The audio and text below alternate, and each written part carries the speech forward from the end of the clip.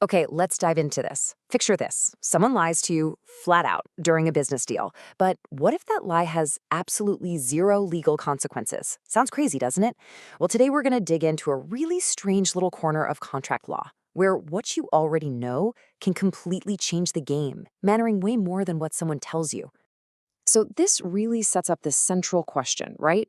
Imagine you're in a deal. The other person tells you a lie, a big one. But here's the kicker. You already know it's a lie. You know the truth. So if the deal goes south later, can you still turn around and sue them for that lie? You'd think so, but the answer is, well, probably not what you're expecting. All right, let's make this real. Let's say you're buying a small business. The seller, with a straight face, tells you, oh yeah, we've got 500 active clients. Great, right? Except you've done your homework. You've already checked the books, and you know for a fact they only have 300. But for whatever reason, you decide to go through with the purchase anyway. Down the line, can you take them to court for that original bogus claim? That's the exact puzzle we're trying to solve here. So to figure this all out, we have to jump in a time machine. The answer isn't tucked away in some modern law book. Nope. It all goes back to this one landmark case from way back in 1881. I mean, think about that. This one single disagreement set a precedent so powerful that it's still the rule we follow today for this very specific situation. And that case is called Redgrave versus Heard. Yep, 1881. It is an absolute cornerstone of contract law.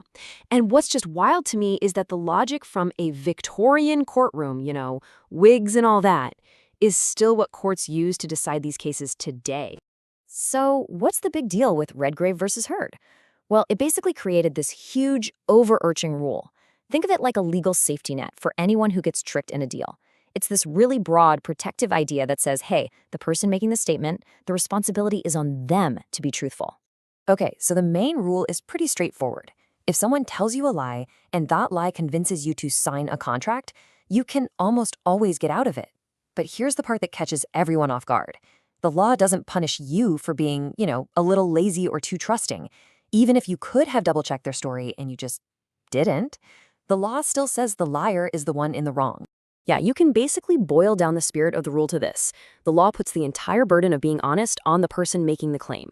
It's like the court is looking at the liar and saying, look, it's not the other person's job to go sniffing around to see if you're telling the truth. It's a really powerful protection for the person on the receiving end, and it's all about making sure we can trust what people say in business. But, and you knew there was a but coming, right? That big, strong safety net, it's not perfect. It has this one tiny but absolutely critical hole in it. A single situation where the whole rule just falls apart, and yeah, the liar might actually get away with it, scot-free. And here it is. This is the exception that flips the whole thing on its head. It all comes down to one simple thing: what you, the person being lied to, actually know. If you are fully aware that what you're being told is false, right then and there, everything changes. And I really want to stress that word knows. This isn't about having a hunch or a suspicion or what you maybe should have known. It's about what you actually factually knew in that moment. So you end up with this really clear line in the sand. On one side, you're protected. Someone lies to you, you believe them, and you make a decision based on that lie. Boom, the law's on your side. But on the other side of that line, you're not protected.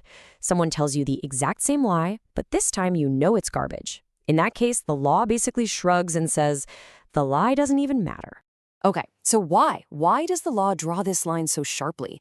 It sounds a little weird at first, but when you think about it, it's just pure common sense. The entire point of the law on misrepresentation is to protect people from being tricked, right? From being deceived. And, well, you can't logically be deceived by a lie that you never, ever believed. Let's just walk through the logic here step by step, okay? Step 1, the seller tells a lie. Step 2, you independently know the truth. So logically, for step 3, the law says you can't claim you were deceived by that statement. Because you weren't. You knew the real deal. Which brings us to step 4. Your choice to move forward with the deal was based on what you knew, not what they said. You weren't a victim. You went in with your eyes wide open. So when you boil it all down, it comes back to this one really simple, powerful idea. The lie is there to protect you from being tricked, but it can't and won't protect you from a lie that never actually tricked you in the first place. The second you know the truth, their lie loses all of its legal power. And this all leaves us with a really fascinating thought. especially for today. I mean, this is a legal idea from 1881, but it feels more relevant than ever, doesn't it? In an age where almost any fact is just a quick search away, it makes you wonder, where does that duty to be honest actually end? And where does our own responsibility to be informed, or to at least act on what we already know, where does that begin?